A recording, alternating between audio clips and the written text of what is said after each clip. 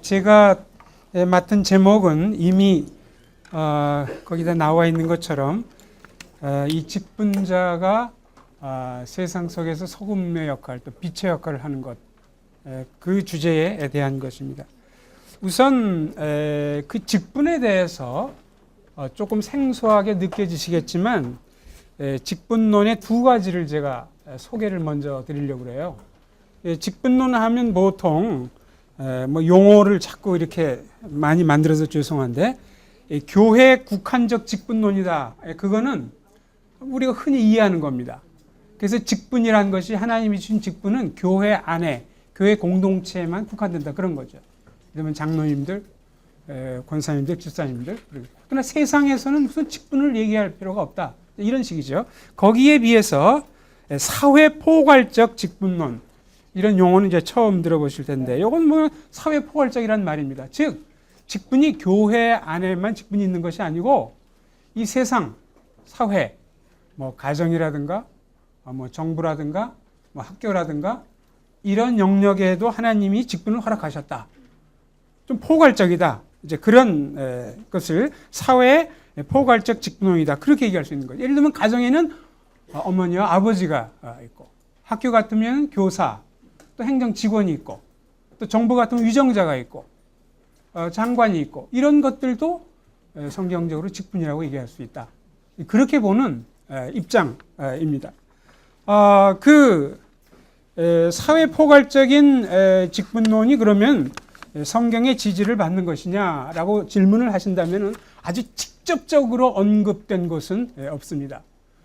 그러나 하나님께서 모든 만물을 전부 다 창조하시고 자연세계든 문화세계든 하나님께서 그것을 지탱해 주시는 분이라면 골로새서 1장 16절 17절에 있는 것처럼 만물이 하늘에 있는 것이나 땅에 있는 모든 것이 다 그리스도를 위해서 그리스도로 말미암아 됐고 그 만물을 그리스도께서 지탱해 주시고 있는 거라면 그 만물 가운데는 모든 게 다 들어가는 거니까요. 거기에 이 교회 직분뿐이 아니고 이 세상에서의 직분도 하나님의 재정과 하나님의 섭리 가운데 형성된 것이다. 그런 표현을 쓸 수 있다는 거죠. 예를 들면 교회 생각해 보세요. 모두가 다 죄인이죠. 이 죄인 가운데 그리스도께서 보혈을 흘려서 하나님의 백성을 창출해 내셨습니다. 그리고 이 하나님의 백성이 그리스도의 몸을 제대로 세우기 위해서 직분자를 주셨어요. 에베소 4장 11절, 12절 같은 게 직접적으로 얘기하지 않습니까? 뭐 성경 일일이 다 찾진 않겠지만 거기 보면 사도를 세우시고 선지자를 주시고 결국 12절에 보면 그리스도의 몸을 세우려 함이라. 꼭 마찬가지로 이 세상의 모든 것들, 가정, 학교, 회사, 정부 이런 것도 하나님이 다 그리스도께서 세우시고 창출하시고 이것을 유지되고 지탱하도록 하기 위해서 직분을 허락하셨다는 거죠. 실제로 로마서 13장에 보면은 안 믿는 왕도 하나님의 사자란 말씀입니다. 어흥 그 사자 아니에요. 그 사자를 아니에요. 어흥 사자 아니고 어흥 사자가 뭔가 저승사자를 잘못해 아니에요. 그 영화 MGM 그거 아니고 말하자면 일꾼이란 말이에요. 그러니까 그 주의 종이다 이런 표현까지 쓴단 말이죠. 그러니까 그래서 모든 권세를 다 하나님이 이렇게 다 주셨다.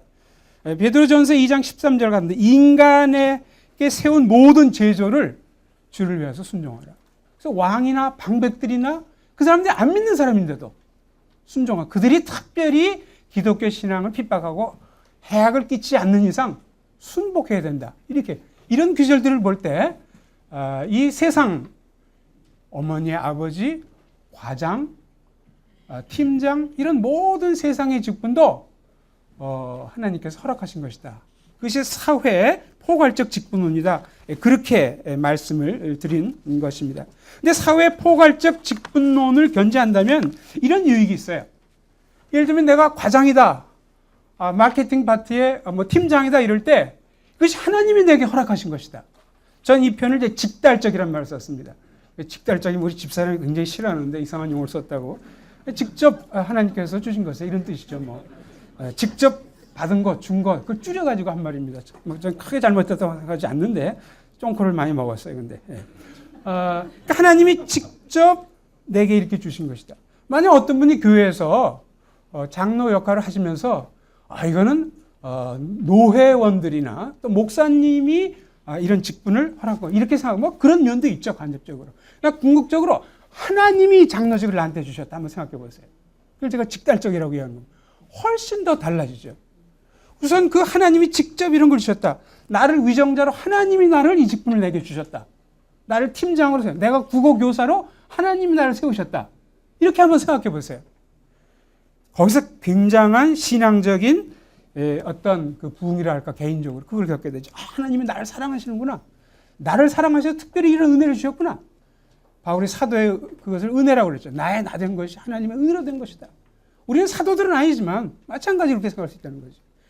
개인적 신앙의 부흥이 가능하고 하나님이 이렇게 나를 사랑하시면서 그 내게 은혜를 준 분이 세상 속에 가서 소원과 빛의 사명을 다하라고 하시는구나. 사명감이 크게 증대되겠죠. 또 이 직분을 주시면 그냥 직분만 허락하신 것이 아니고 직분을 수행해 나갈 수 있는 파워를 주세요. 이것을 어떤 사람들은 이제 뭐 권세란 표현도 쓰고 하는데, 그러니까 이 권세는 한편으로 감사하지만 두려운 거죠. 내가 오용할 수 있으니까. 목사가, 신학교 교수가, 장로님들이 오용할 수 있어요. 군림하고. 그렇지 않고 겸손히 섬기면서 할 수 있게 돼. 이 책임의식이 굉장히 또 증대가 되는 이런 이점을 갖고 있습니다. 물론 이제 오늘 강의에서 그 다음에 표를 보시면 A, B가 이제 나오는데, 흔히 전통적으로 생각하시는 교회 국한적 직분론으로 이해하셔도 오늘 제 강의의 이해나 여기 큰 차질이 생기지는 않습니다. 그러나 저의 근본적인 입장은 이 사회 포괄적인 직분론이고 이것이 주는 유익이 있다. 제가 그것을 이제 말씀드린 겁니다. 자, 그러면 세상 속의 직분자가 세상 속 사명, 세상의 소원과 빛의 역할을 하는 것이 중요하다 이렇게 얘기하면은 사람들이 그걸 듣고 그렇다. 정말 내가 직분자의 세상 속의 사명을 다 해야지 이렇게 흔쾌하게 반응하게 되느냐? 실제로는 그렇지 않습니다. 그래서 우리 한국교회의 그 사정을 몇 가지로 정리해봐서 크게는 개념 이론상의 생경함이다. 이런 것과 심정, 심리상의 난감함 이렇게 되어 있는데 개념 이론적인 것은 좀 무슨 뜻인지 잘 모르겠다. 납득이 잘 안 간다. 그런 얘기 쉽게 얘기하자면. 예를 들면 직분자의 세상 속 사명 이랬을 때 뭐 직분자라는 말을 지금까지 안 써온 건 아니죠. 그러나 일반적으로 한국에서는 목사님들은 빼고 직분자라고 얘기하는데 그 직분자를 집합적 개념으로 생각해가지고 그들의 의식을 조사하고 그분들이 어떤 일을 해왔는지 이런 식으로 한국교회는 고찰하지 않았습니다. 그러니까 아무래도 이런 것이 익숙하지 않다는 거죠. 또 세상 속 사명이 뭔지를 이 소음과 빛이란 말을 그렇게 많이 하는데 영광교회도 있고 또 빛과 소음을 나왔다 소음과 빛으로 바꿨다가 다시 또 소음과 빛으로 되고 영어로는 솔텐도 하시더라고 보니까 다시 빛과 소음 교회도 있고 또 마태복음 5장엔 분명 소금이 먼저인데 꼭 우리나라는 또 빛이 먼저예요. 왜 그런지는 저도 잘 모르겠어요. 다 빛과 소금이 익숙해져 가지고 그래서 저는 또 길을 쓰고 또 소금과 빛이다. 그 마태복음 5장 16절부터 시작해서 그렇게 이제 그러니까 의미도 모르고 자꾸 주문처럼 이제 반복하고 하니까 사실은 우리가 이런 얘기를 들을 때 사실 실제적으로는 생경함을 느끼게 되는 거죠. 그러나 그거보다도 세상 속 소금과 빛의 역할을 더 이제 흔쾌하게 거기에 대해서 반응하지 못하도록 만드는 심정, 심리상의 난감함이 있습니다. 이것은 목회자에 따라 다르고 또 실제 세상 속에서 활동하시는 직분자에 따라 그 이유들이 조금씩 달라요. 그래서 그것을 이제 우선 목회자 편에서 이제 세상 속 사명 이것이 굉장히 중요하다 이렇게 얘기할 때 난감함을 가지시게 되는 그 첫 번째 이유는 솔직히 말씀드려서 자신감을 갖고 계신 경우가 그렇게 많지 않아요. 왜 그러냐면 신학교에서부터 제대로 가르치지 않았기 때문에 그래요. 저도 뭐 신학교에서 가르치는 사람으로서 그 책임을 어느 정도 가지고 있는데 배우지 못했고 그걸 정확하게 잘 모르는 걸 어떻게 막 가르치고 이렇게 강조하겠어요. 그러니까. 그래서 목회자 편에서는 이것이 자신감을 못 갖는 문제죠. 또 아까 이제 정주철 목사님께서 이미 지적하셨지만 이 교회 성장에 도움이 되지 않는다고 생각해요. 이 세상 속의 사명을 자꾸 강조하면 교회 성장에 도움이 되지 않는다. 사실 교회 성장이라는 것이 양적 성장이라는 것이 저는 다 부인할 필요는 없다고 봐요. 질적 성장이 우선이고 따라서 양적 성장도 올 수 있다. 저는 그렇게 보는 입장이거든요. 그러나 우리나라 교회는 일반적으로 70년대, 80년대를 거치면서 양적 성장을 완전히 표준으로 놓고 있어요. 항상. 그러다 보니까 교회 성장에 도움이 안 되죠. 왜냐하면 교회에 다 모이도록 이렇게 하려고 그러면은 직분자들도 훈련시키고 시간 내시오. 여기 와서도 일하시오. 이렇게 해야 되는데 이분 이것도 하면서 또 세상 속 사명도 잘 하시오. 이렇게 되면 시간상으로도 나눠주고 정신적으로도 집중이 잘 안 된다는 거죠. 그러니까 목사님들이 사실 이 교회 성장을 강조하면 할수록 이 세상 속 소금과 빛의 사명 이것을 동시에 강조를 잘 못하게 되는 거죠. 또 한 가지는 교회 공동체 전반의 인식과 행동 양식의 변화를 일으키는 게 힘들다. 말이 좀 어렵지만 쉽습니다. 이 개인을 변화시키는 것도 엄청 어려워요. 집단을 변화시키는 건 훨씬 더 어렵습니다. 숫자가 50명 변화시키는 거 300명 변화시키는 거 전부 달라요. 그러니까 교회들이 뭐를 고심을 하냐면 표를 어떻게 정하느냐를 굉장히 중요하게 하는 거예요. 그 표 하나가 교인들의 마음속에 내면화돼 가지고 되려고 그러는데 몇 년씩 걸려요. 잘 안 바뀐단 말이죠. 그런데 지금 어느 한국 교회가 세상의 소금과 빛이 되는 것을 매우 중요한 표로 내걸고 있는 교회가 얼마나 됩니까? 실제적으로. 그렇게 많지는 않거든요. 그럼 이 세상의 소금과 빛이 되는 걸 중요하게 생각한다 할지라도 현재 가지고 있는 그 방침에다가 덧붙여 가지고 이까지 또 해야 된다든지 아니면 현재 하고 있는 방침을 바꿔가지고 세상의 소금과 빛을 더 우위에 놓고 해야 된다는데 그것이 그렇게 쉽게 바뀌지 않아요, 공동체가. 아까 그 대부분의 그 소그룹 목회를 하려고 그럴 때 제일 어려운 점들 중에 하나가 목회자분들이 그렇게도 하지만 장로님들이 방대하는 경우가 많거든요.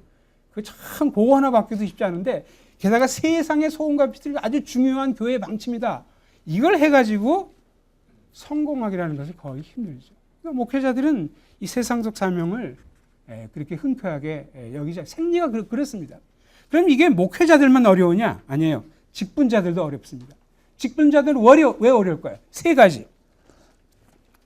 첫 번째로는 이중적 부담 때문에 그렇습니다. 대부분의 그 직분자들은 그 일반 사람들에 비해서 좀 불리하다고 생각해요. 세상 사람들은 완전히 뭐 마케팅, 신소재 개발하는 것 같으면 거기 그냥 완전히 시간 부분에 정신 집중하고 하는데 우린 교회에서도 역할을 해야 되니까 자꾸 나누고 우리가 불리하다. 그럼 교회만 이렇게 하고 좀 내버려 두지 또 세상 속의 사명을 얘기해가지고 이중적 부담을 갖게 된다는 거죠. 실제 이것 때문에 직분자들이 굉장히 힘들어해요. 나 좀 내버려 두시오. 그냥 교회에서만 하겠습니다. 이렇게 얘기하면 겉으로 이렇게 표명은 안 하지만 속으로 다 그런 생각을 이제 갖게 된다는 거죠. 또 세상 속에 소금과 빛 사명 다한다는 거 이거 실제 하려고 그러면 보통 힘든 일이 아닙니다. 우선 목회자들이 잘 가르쳐야 되지만 저는 더 중요한 것은 누군가 모범을 보이는 인물이 있어야 된다고 생각해요. 그럼 목회자들은 그 나름대로 모범을 보이는 인물들이 상당히 많습니다. 그러나 이 세상 속 사명, 세상의 소금과 빛의 역할을 하고 있는 그런 평신도 지도자 찾으려면 상당히 적어요. 정치계 누구 무슨 대통령 이렇게 얘기할 수 있을지 모르지만 방송계 또 생선 가게 예를 들면 미화부로서 우체국 직원으로서 세무 공무원으로서 그런데 이게 모범되는 인물들이 있어야지만 그걸 배우고 따라가는데 굉장히 적습니다. 조금 있는 데가 그래도 많은 곳이 교수직이에요. 교수직은 아무래도 딴직보다는 방학도 있고 여러 가지 자기 사상을 펼칠 수 있고 독단 시간을 가질 수 있죠. 또 개인으로 하는 자영업을 하는 분이라든가 의사들도 마찬가지일 수 있고요. 그러나 실제 그 말단 회사 사원이라든가 이런 경우에 도저히 그런 것이 가능하지가 않죠. 그러니까 이 모범으로 살아내 이걸 보기가 참 힘들어요. 그럼 모범으로부터 그 다음에 모범 본다 이게 아니고 자꾸 반복된 훈련이 있어야 돼요. 우리가 집사직 하나 제대로 하려고 그러면 반복된 훈련이 있어야 되는데 훈련 받아야죠. 그런다고 이제 쉽게 됩니까? 안 돼요. 자꾸 좌절하고 실망하게 되고 공명선거 운동 하나 그거 제대로 기독교인이 관여하려고 해서 얼마나 방해가 많고 제대로 안 되는지 몰라요. 이게 보통 힘든 일이 아닙니다. 이 교회 내에서 그 직분의 역할을 하는 것보다도 세상 속에서 하는 게 훨씬 힘들다고 얘기할 수 있어요. 그리고 이제 가장 이제 어려운 것이 소위 구조학이라는 괴물입니다. 괴물은 한강에만 사는 게 아니고 사실 그 사회 구조 자체에 있죠. 어려운 이런 문제들이 산적해 있기 때문에 세상 속 사명이 힘들고 어려워한다는 거죠. 게다가 아무래도 이제 목사님 눈치를 안 볼 수 없어요. 세상 속 사명을 해야 된다 그러면 왜냐하면 시간을 나눠야 돼, 정신을 나눠야 되니까 집중을 못 하거든요.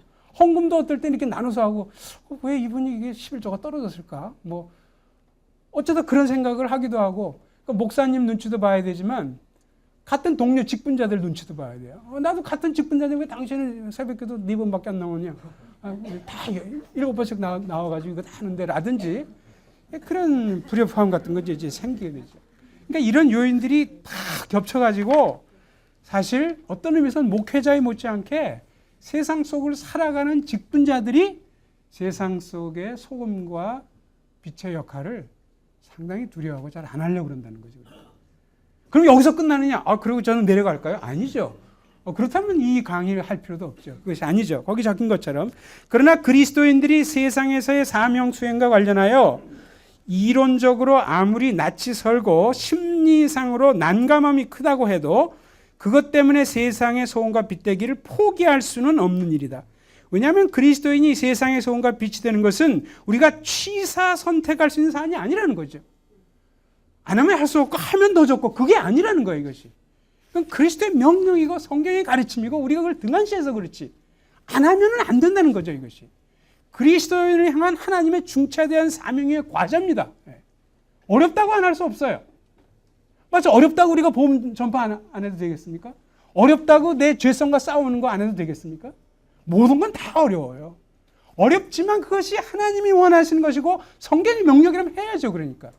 그런데 뭣도 모르고 막 뛰어들어서 소금과 빛이 되자 하다가 그대로 폭삭 가라앉는 것보다는 이러한 어려움이 있다는 걸 알고 우리가 이 사명에 임해야 된다는 거죠. 그것 때문에 우리 한국교회 사정을 제가 말씀드립니다. 이런 어려움에도 불구하고 세상에 소금과 빛이 되어야 된다는 겁니다.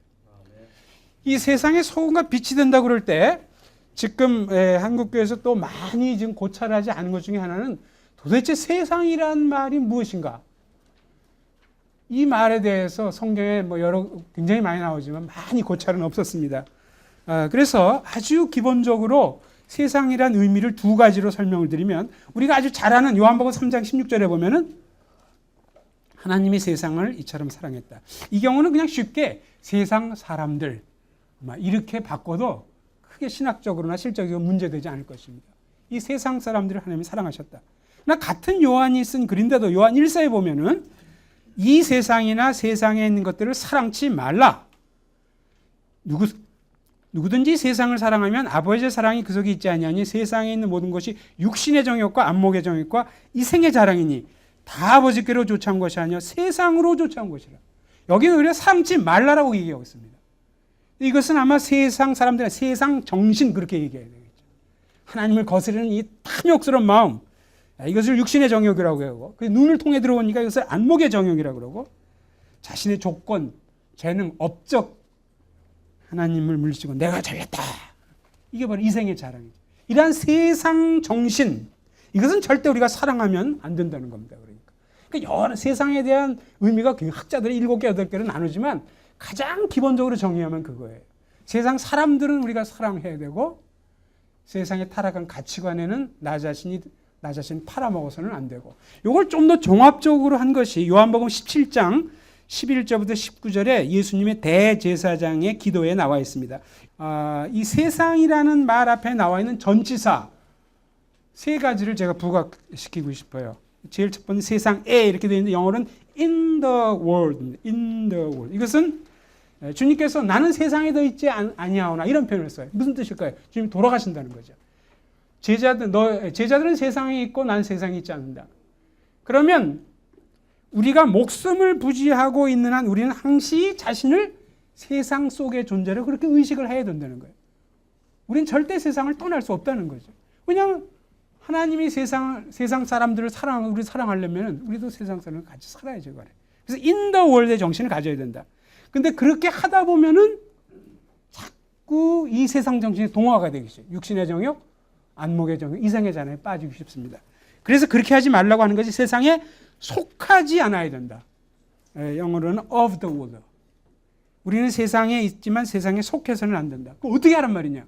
그 쉬운 일 아니거든요. 거기에 대해서 또 한 가지 힌트가 into the world의 정신입니다. into, 세상 속으로 파송을 받았다는 거죠. 보내심을 받았다는 의식을 가지고 살아야 된다는 거죠. 나는 그냥 우연히 초등학교 교사로 지금 교단에 서 있는 것이 아니란 말이에요. 나는 우연히 전업주부로서 지금 설거지를 하고 있는 것이 아니란 말이에요. 부활하신 그리스도께서 교회와 공동체적인 교회와 우리 각개인을 세상 속으로 파송하셨다는 거죠. 보내셨다는 거예요. 이 의식으로 추일할 때 세상에 있으면서도 세상에 속하지 않게 되는 그 비결. 주님 자신이 그렇게 살았어요. 특별히 요한복음에 굉장히 자세하게 나타납니다. 그래서 이것이 바로 세상에 대해서 우리가 견지해야 될 태도고, 이것이 사실 소금과 빛하고도 연관이 돼요. 왜냐하면 소금이 소금다운 역할을 하려면 최소 두 가지 요건이 필요합니다. 생선이 부패하고 있으면 그걸로 가야죠. 생선이 여기서 막 부패하고 있는데 찬장 속에서 랄랄라 가슴속만 부르고 있으면 그럼 소금 역할을 하는 게 아니죠. 일단 가야 돼요. 가가지고 부패에 동화돼 버리면 안 됩니다. 그대로 고유한 맛을 유지해야 돼요. 이게 바로 세상에 있으면 세상에 속하지 않은, 그렇게 되려면 이 보냄받은 의식, 이것으로 가득 차야 된다는 거죠. 빛도 마찬가지죠. 어둠이 저렇게 만연해 퍼져 있는데 나 몰라라 하고 여기서 붕해하고 있을 수는 없죠. 붕해도 필요하지만 그러나 가야죠. 가가지고 어둠에 동화돼서는 안 됩니다. 이것이 바로 세상의 소금과 빛이라는 것도 사실 그렇게 정리할 수가 있어요.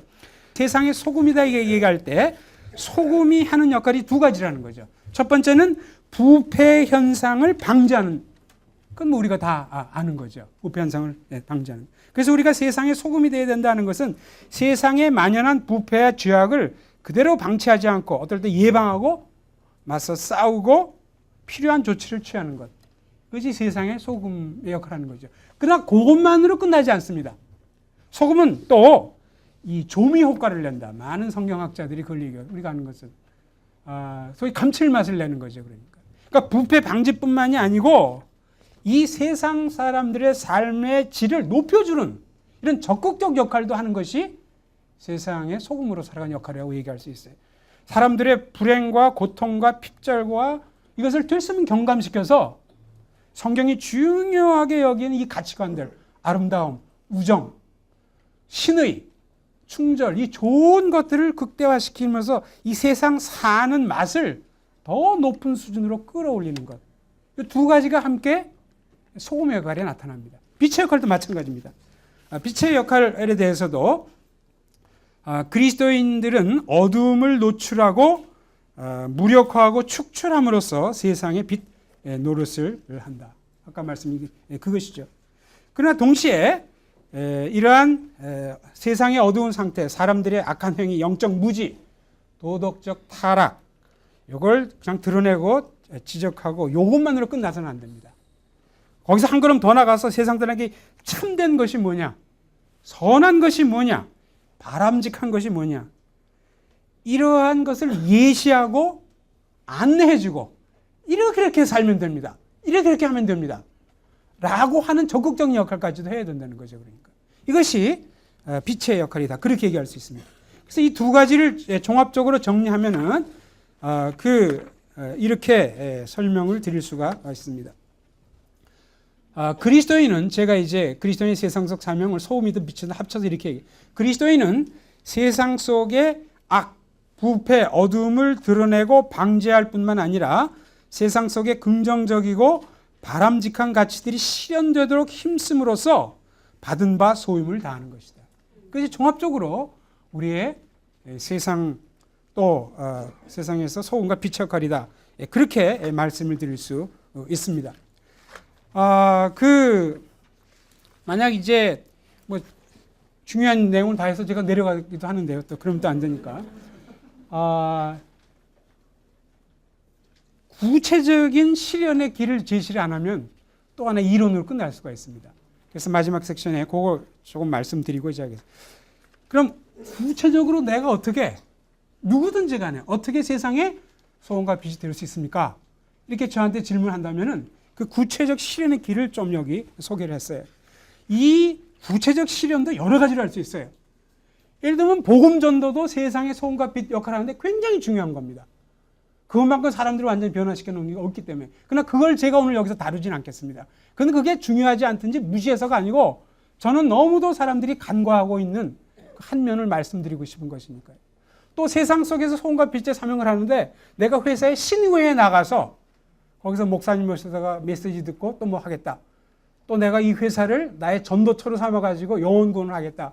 이런 것들도 세상의 소금과 빛의 역할을 하는데 중요한 기여를 한다고 얘기할 수 있습니다. 그러나 저는 그 방도도 지금 소개하지 않겠어요. 그럼 뭐 하겠단 말이에요, 당신은?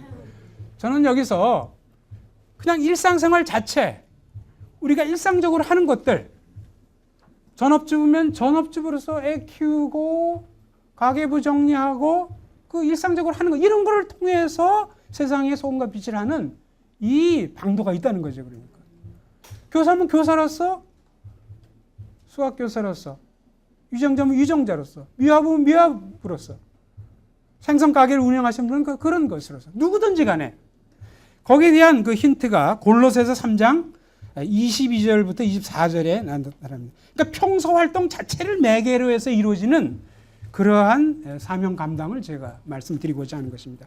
골로새서 3장 22절부터 24절 이런 말씀이 있죠. 종들아 모든 일에 육신의 상전들에게 순종하되 사람을 기쁘게 하는 자와 같이 눈 가리만 하지 말고 오직 주를 두려워하여 성실한 마음으로 하라. 무슨 일을 하든지 마음을 다하여 주께 하듯 하고 사람에게 하듯 하지 말라. 이는 유업의 상을 주께 받을 줄 알미니 너희는 주 그리스도를 섬기느니라. 이 세 가지 사항이 나타나는데, 첫째는 바울은 이 종들이 하는 일을 어떤 종교적으로 굉장히 의미심장하든지 세상에서 관점에서 볼 때 아주 고상한 이런 걸 얘기하고 있지 않죠. 여러분 노예가 하는 일 뭔지 알잖아요. 목욕탕물 가는 거, 뭐 예를 들면 우리 뭐 얼마 전에 글래디에이터 그 영화도 있었고, 옛날 분들은 코어바데스, 벤허 이런 거 다 보셨잖아요. 전문가가 아니라도 노예들이 하는 거 천한 일 다 알고 있죠. 근데 이런 것들이 두 번째로 이렇게 일상적이고 비천한 일들도 굉장한 신앙적 가치를 구현할 수 있다는 거예요. 그러니까 이들이 무슨 신학 강론을 하고 심지어 영혼을 구원을 하고 그런 걸, 영혼 구원도 중요하지만 적어도 여기서 그걸 얘기하고 있지 않단 말이죠. 그러니까 그래서 예를 들면 거기에 어떤 가치를 갖느냐, 유업의 상을 주께 받는다. 노예가 하는 천한 일을 통해서 상급의 근거가 된다는 거죠. 너희는 주 그리스도를 섬긴다. 이 섬기는 넓은 의미의 예배라고 번역해서 역시 신학적으로나 실제로 아무 문제가 되지 않습니다. 그 노예들이 하는 천한 일을 통해서도 그리스도를 예배하는 그런 가치가 창출이 된다는 거죠.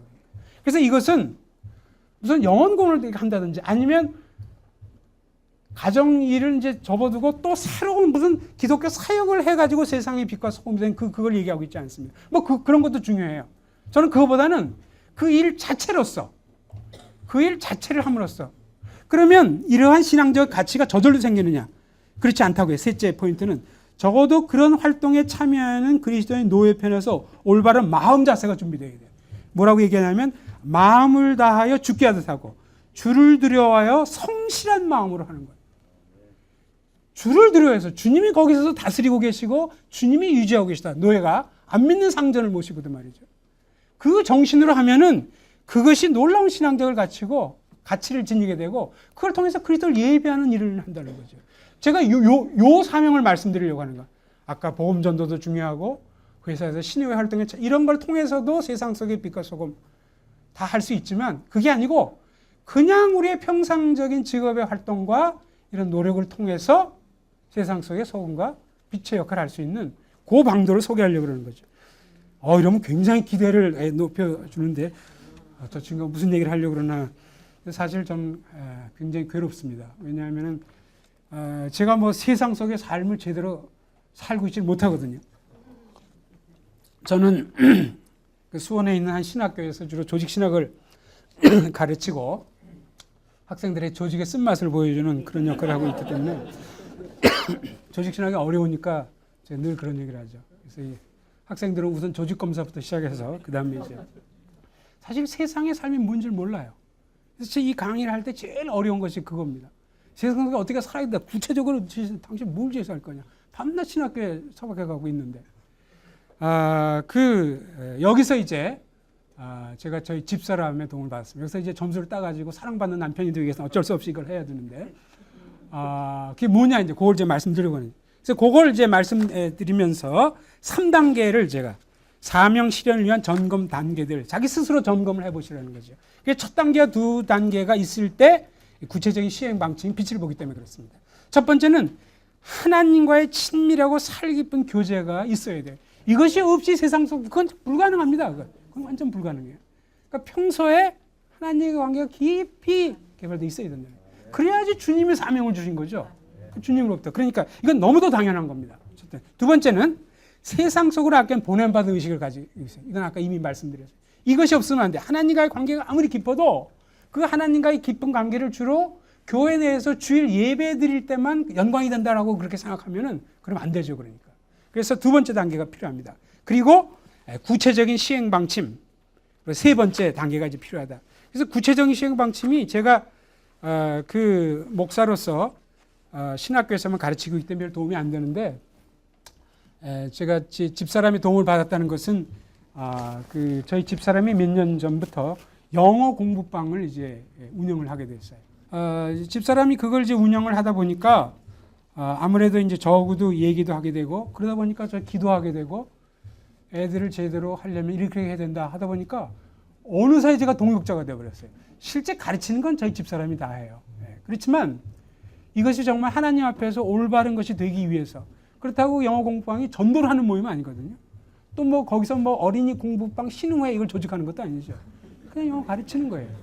그러나 그것을 아까 골로새서 3장 22절 24절에 나온 것처럼 그 자체를 통해서 소금과 빛의 역할을 할 수 있는 그것을 이제 하나님이 가르쳐 주셨어요. 그걸 제가 소개하려고 하는 겁니다. 이것은 뭐 제가 설명을 많이 필요로 하지 않아요. 그냥 거기 쭉 적혀 있기 때문에 읽으시면 됩니다. 그래서 우선 소금과 빛의 역할 가운데 악, 부패, 불의의 노출과 방지 이걸 해야 된다는 거죠. 우선 운영자, 선생편에서 공부방 운영 관련해서 할 수 있는 악, 부패, 불의에 뭐가 있을까요? 요즘처럼 이제 부자 대세 세대는 이 돈을 사랑하는 일이 너무 많습니다. 그래서 이런 것들을 조심해야 된다는 거죠. 경제적 유익만을 위해서 이제 해서는 이제 안 된다는 거죠. 또 아이들에 대한 자신의 권세를 남용할 수 있어요. 아무래도 아이들은 어리고 교사는 나이도 있고 하니까 이걸 이용해 가지고 애들을 압제적 태도로 대하고 이렇게 되는 거 흔히 생각하는 별거 아닌 것 같지만 이게 굉장히 악입니다 사실. 그러니까 이런 걸 조심해야 됩니다. 또 학습 지도에 따라서 성실하게 하지 못하고 대충대충 해서 막 넘어가고 요령 피워들어가고 그런 것이죠. 또 아동들에게서도 발견되는 문제점 그건 그냥 읽어보십시오. 또 학부모들이 저지르기 쉬운 실수 잘못 이런 것들이 있어요. 한편에서는 자녀에 대한 무관심이 있는가 하면 또 한편은 자녀들에 대한 지나친 간섭과 통제가 있어요. 항상 성적 올라갔나 내려갔나 이것만 체크하는 부모들이 있어요. 이게 참 큰 문제죠 이런 것들이.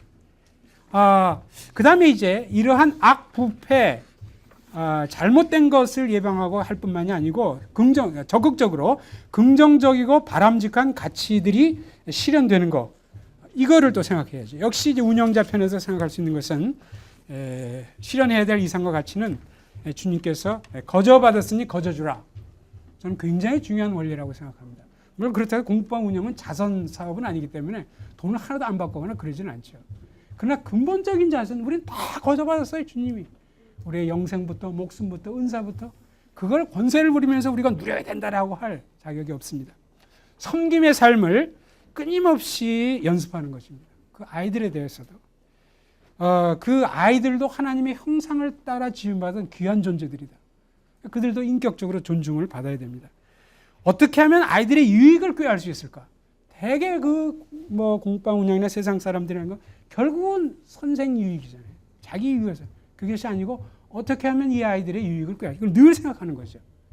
회개하고 개선해 나가고 또 아동들에게 실현되어야 될 것, 그 다음에 부모들에게서 실현되어야 될 것 이것도 거기 쭉 적혀 있습니다. 그래서 부모는 자녀의 실상을 이제 파악해야 되고 자녀의 성적보다 인성과 성격 발달을 사회성이라든가 이런 걸 발달을 중요시 하는 것이 굉장히 성경적이고 중요합니다.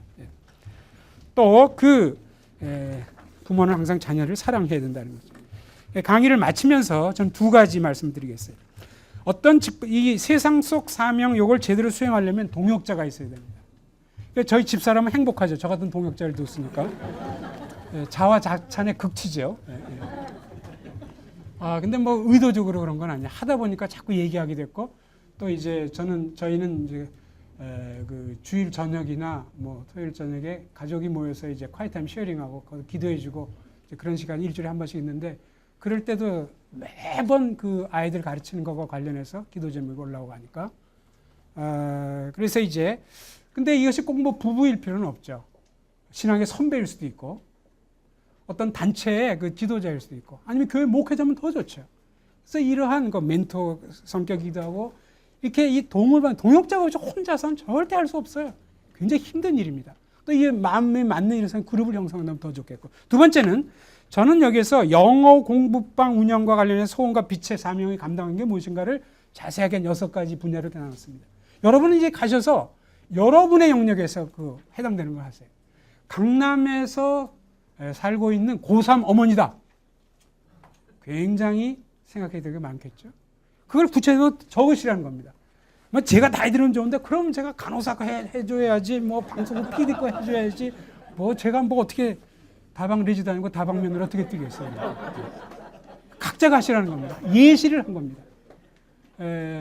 그래서 각 분야마다 전부 내가 세상과 세상의 소원과 빛이 된다는 것이 이런 면에서 어떤 악들이 있고 어떻게 빠지기 쉬운 오류가 있는지를 제가 한번 이 간호사 모임에서 요것처럼 자세히는 안 했지만 했는데 상당히 도전을 많이 받았다고 그래요.